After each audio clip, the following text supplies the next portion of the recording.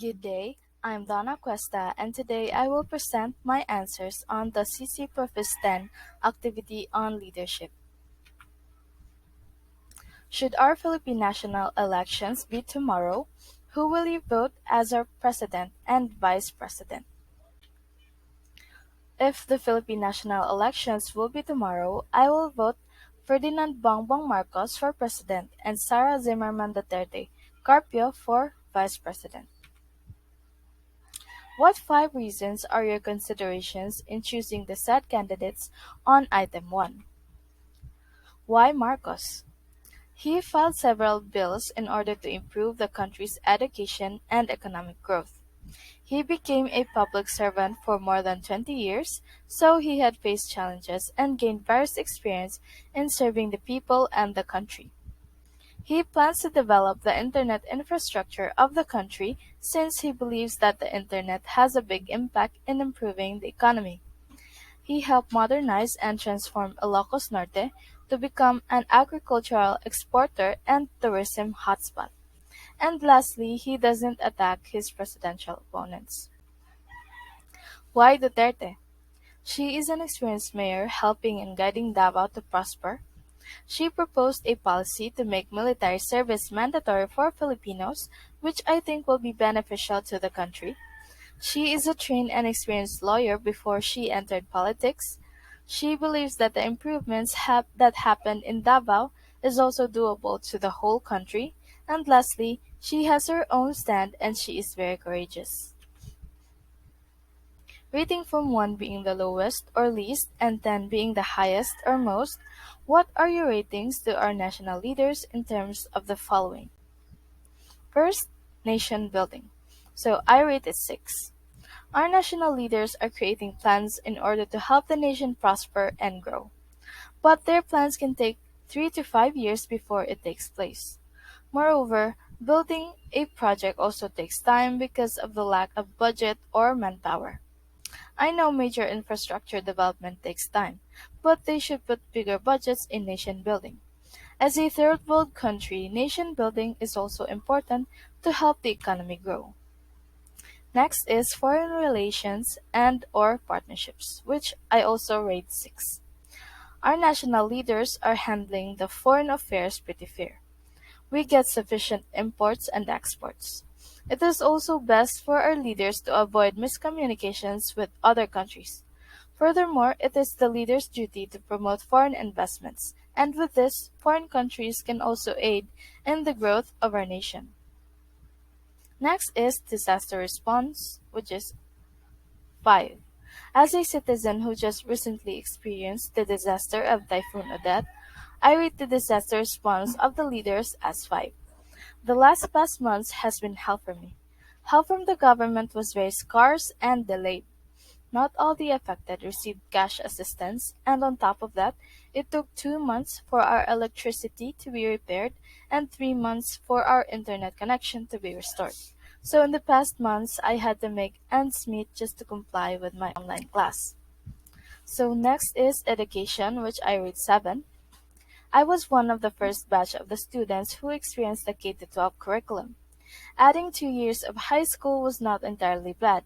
It helped us realize what we really want and help us prepare for college. But there are still many minor subjects in college that should have been or was already tackled in high school.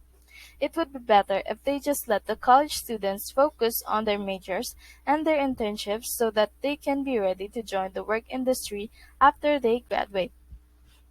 Next is research and development, which I rate 6.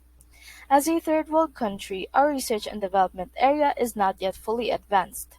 They have various facilities in different fields of science and agriculture, although news about these facilities are not really widespread. They should enforce awareness all over the nation. These facilities need funding and the government should help them because what they're doing is for the economy. Next is employment and labor, which I rate 6. Our national leaders are helping the citizens get a job opportunity by building new infrastructures. In addition, many foreign investors are building their companies here in the Philippines. But in spite of that, during the pandemic, many people lost their jobs before because many can't afford a computer for a work from home setup. Also, the minimum wage for the production workers and farmers are very low.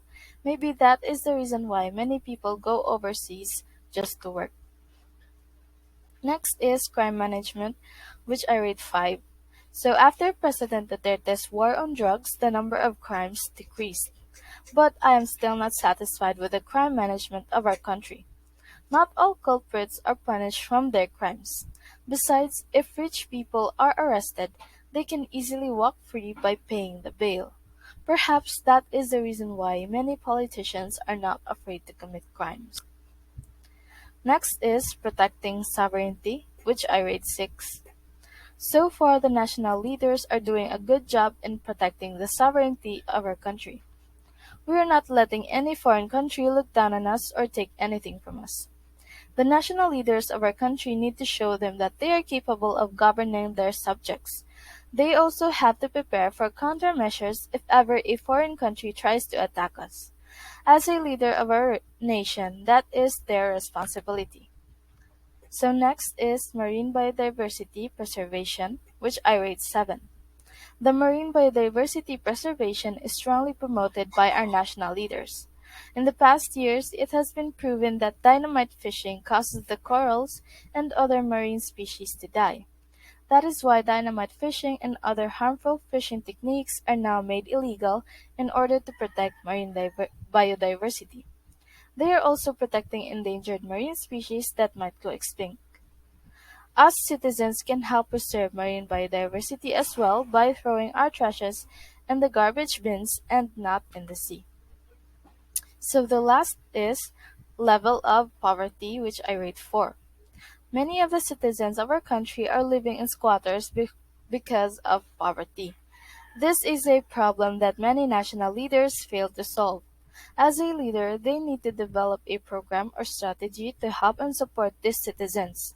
On the other hand, as a citizen, we need to try and find a job to make money for a living. Family planning and budgeting is also important in order to avoid and lessen poverty.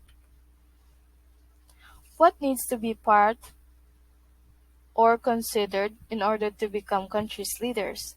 Include 5 qualifications or requirements not mentioned in the present constitution to become the country's president, vice president, or any seat, especially in the executive or judicial branches of the government. So as a leader, they must have a bachelor's degree, preferably law, and has license to practice, must have a successful project that help the economy, must serve the country and the people wholeheartedly, must improve the economy of the nation, and lastly, they must avoid corruption. Do you personally believe that a democratic country like ours has the more tendency to being corrupt? Yes or no? For me, yes. It has more tendency to being corrupt. As a democratic country, we have the right to choose and elect our leaders. Before the elections, they will show the people their platforms and how they will help the economy once they get elected. So, we choose the person that we think is right and capable to govern us. However, we do not know their true intentions. We do not know the ways on how they do things. Yes, we might be the one who elected them, but being corrupt is their choice. We might not know, but there is a possibility that they might be doing something shady without us knowing. So that concludes my presentation. Thank you for listening and have a good day. Bye.